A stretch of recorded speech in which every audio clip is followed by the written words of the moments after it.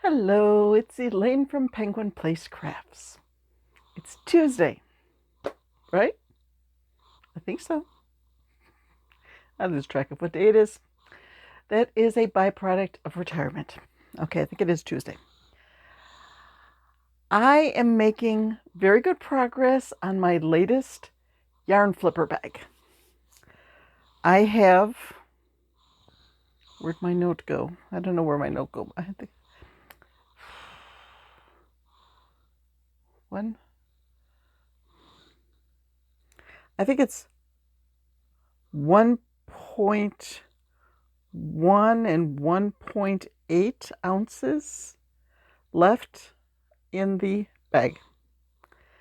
Yeah, really makes sense when you write notes down for a video and then you leave them in another room. Okay, but that's all I've got left. Because over the course of the last 2 days, I have finished 6 projects. I didn't show you anything that I'd finished like Sunday night or Monday because yesterday I had Lori's bag and I am wearing one of the tops that Lori sent me. It is sort of chilly here today, so this seemed like the perfect top to pair with a light sweater and just for my hangout at home clothes. I'm comfy, and if it gets all of a sudden too hot here, I can take a layer off. So, but it's 69, but it just feels chillier after having 80 and 90 degrees over the past couple of weeks.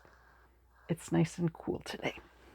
Okay, so I decided I was going to do a cat comparison video with the sparkly silver yarn. I made loaf cats from 4 different patterns. Now, granted, I think all of these patterns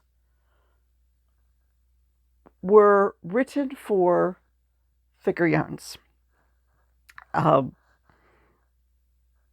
Bernat blanket or other chunky yarns.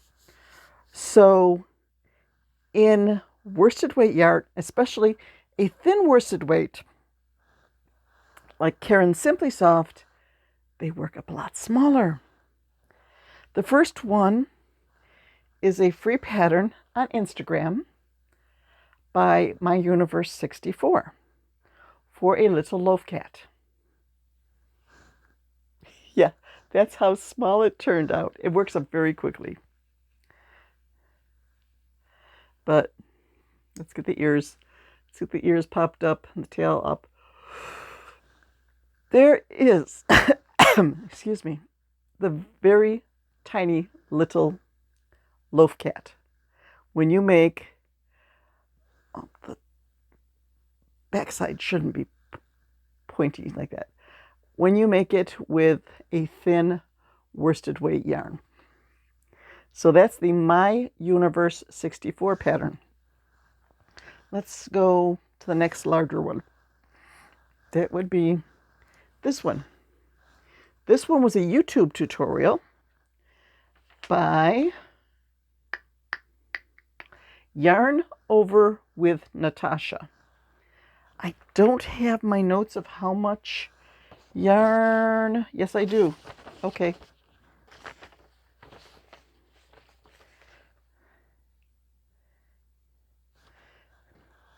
This one took 2/10 of an ounce. So I may be able to use all those little cakes that the little skeins from the Advent calendar that Lori sent me to make a rainbow of mini cats. We shall see. So 0.2, this one took 0.52. Yarn Over with Natasha, it's a YouTube tutorial. Then, actually, all of these are YouTube tutorials. Then I did the pattern which is usually my fallback. It's a YouTube tutorial by False Bubbles. And that one turned out like this. This one is a longer loaf cat. For both of these smaller ones, they were no-sew because you just did a little chain and slip stitch, single crochet, whatever, back for the tail. For this one, you do a little like 6 stitches and then 12 rows for the tail and sew it on. Everything else is bobbles or you crochet it in as you go. I need a drink of water, excuse me.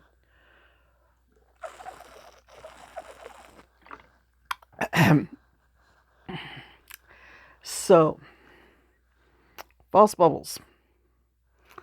I also made a loaf cat from the YouTube tutorial. Sorry, my stomach is rumbling. I'm trying to ward off having a snack. It's the afternoon. I'm going to start working on dinner soon. And my stomach is like, come on, feed me, feed me. It's like, no, dinner is coming soon. Be patient. But my stomach keeps rumbling. So I'm sorry if that got picked up by the microphone. Annie Carraway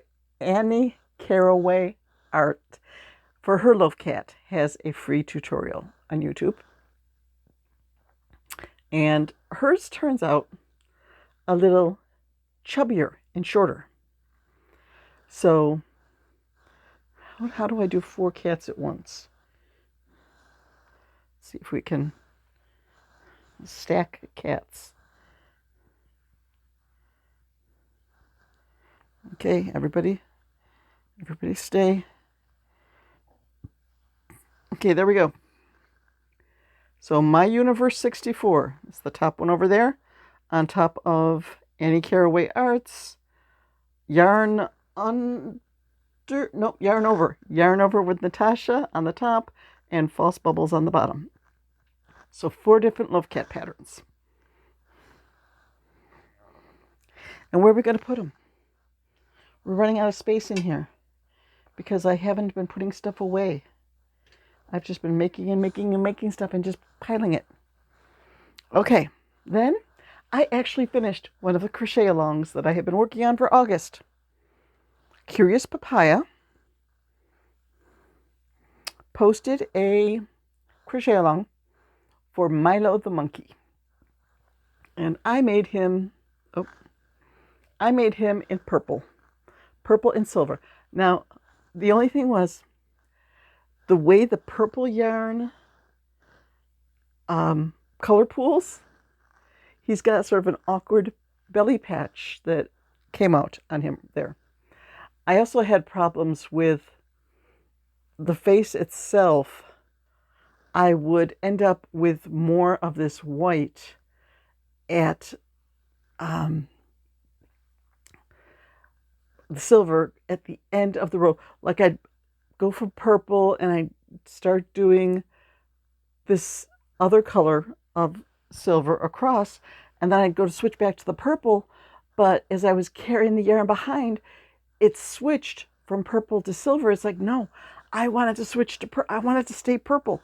So I ended up doing some cutting the yarn and color controlling it so that the face was more divided. Even once I finished up the silver yarn for the face, it started pooling underneath with the silver gray from the purple yarn. So probably not the best color choice for Milo. But then I made Milo a baseball cap, and he can't decide whether he wants to wear it to the side or to the back, be a cool dude, or, his mommy says, put your baseball cap around to the front so you look like a normal little kid.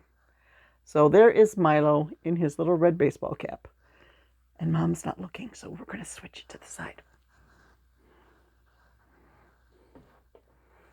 4 cats, 1 monkey, 1 more item. I made a penguin. This is both of the colors from the yarn flipper bag that I'm working on this week.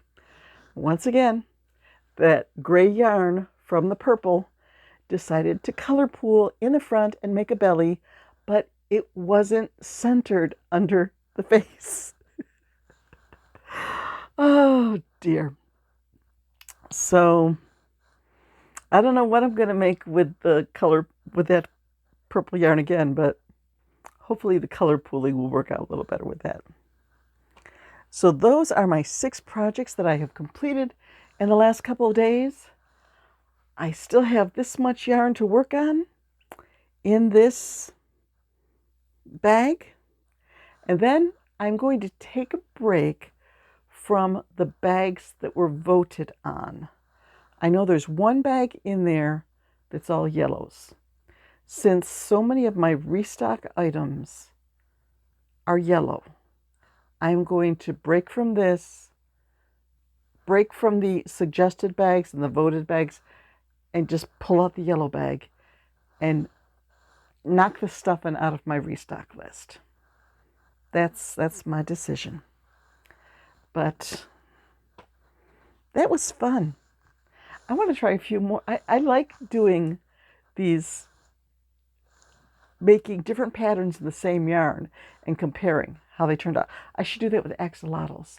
Like, take one yarn and make different patterns of axolotls and show you exactly how they work out in worsted weight yarn, because most of my yarn is worsted weight, because that's the kind of yarn that you can rescue from thrift stores at garage sales.